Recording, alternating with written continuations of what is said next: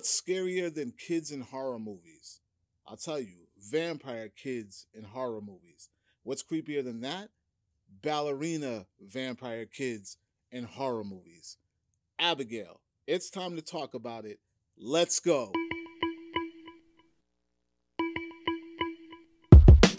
What's going on, everyone? Welcome to Klepcx FM, brought to you by wearecritics.com, a place where we talk about movies, television, pop culture, and if you're into that kind of thing, make sure you hit that subscribe key and that notification bell so y'all can be up to speed about everything that I talk about here. Now, ladies and gentlemen, boys and girls, I am here to talk about another one, and this one is of the horror genre. That's right.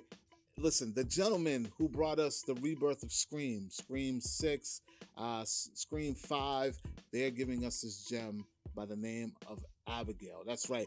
Matthew Bettinelli-Olpin and Tyler Gillette, the duo that brought us Scream, is now giving us another horror that we could sink our teeth in, similar to the vampires in this film. Now, it's packed. It's got stars, some faces that you're probably familiar with, and some faces you may not be familiar with. Let's see, there is Melissa Barrera from Scream. There is Katherine Newton. There is Giancarlo Esposito. There is Dan Stevens. Who else is in this? There is, I said Katherine Newton. Who else is in this? Rest in peace. August Cloud is in this as well. And then we have Ashley Weir, who plays Abigail.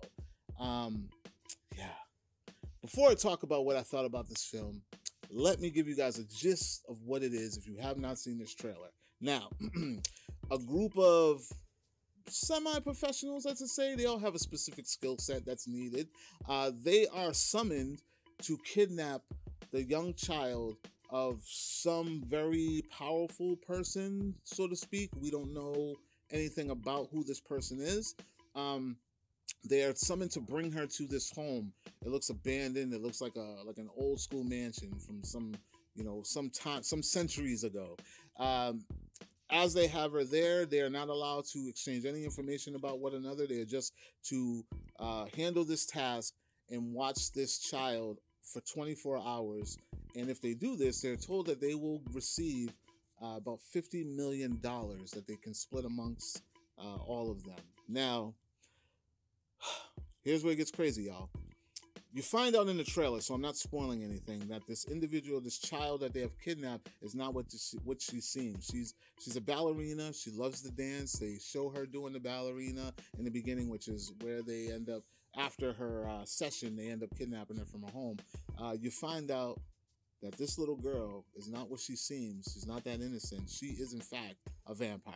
That's right. And they are trapped in this big old mansion, but have to stay there for 24 hours in order to receive their gift, or their reward, I should say. And they must survive at this point. Now, that's just the gist of what you get in the trailer, so that's all you're going to get from me. What did I think about Abigail?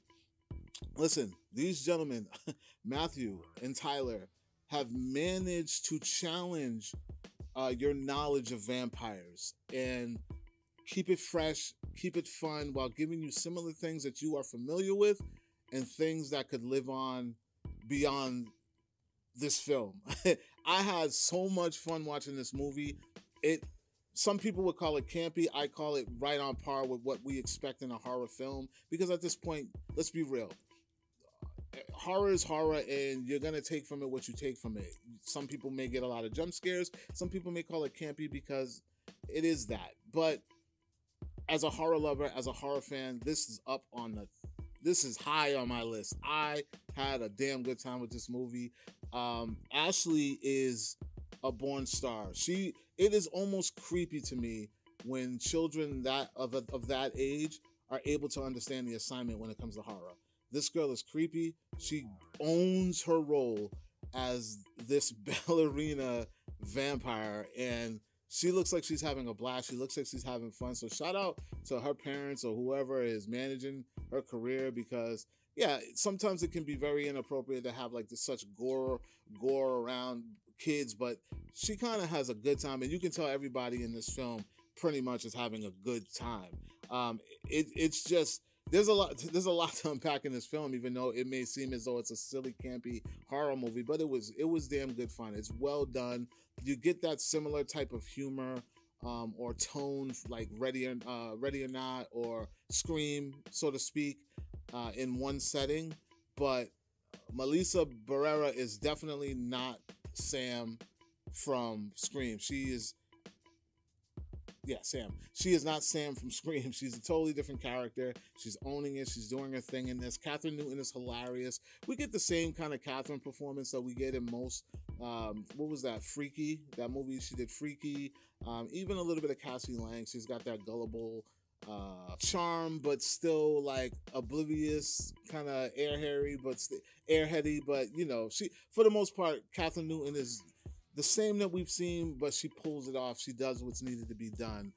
It was kind of sad and bittersweet to see August do his thing, because he really performs really well in this film. And he's going to be missed, because I think that this particular performance would have kind of bumped him up on the radar for a lot of people. It's just a memorable face or something. Not saying he's like the greatest actor in this movie or anything like that, but when you see someone that's familiar and they're in something that you like, you tend to remember that person when they do the next thing that they do, similar to like Katherine Newton, similar to like Melissa, you know what I mean? And what's going to happen with Abigail, Ashley, as soon as she gets onto that. And some people will recognize her from the Matilda remake. Ashley, the girl who plays Abigail, she's in the Matilda remake on Netflix. If you guys want to check that out.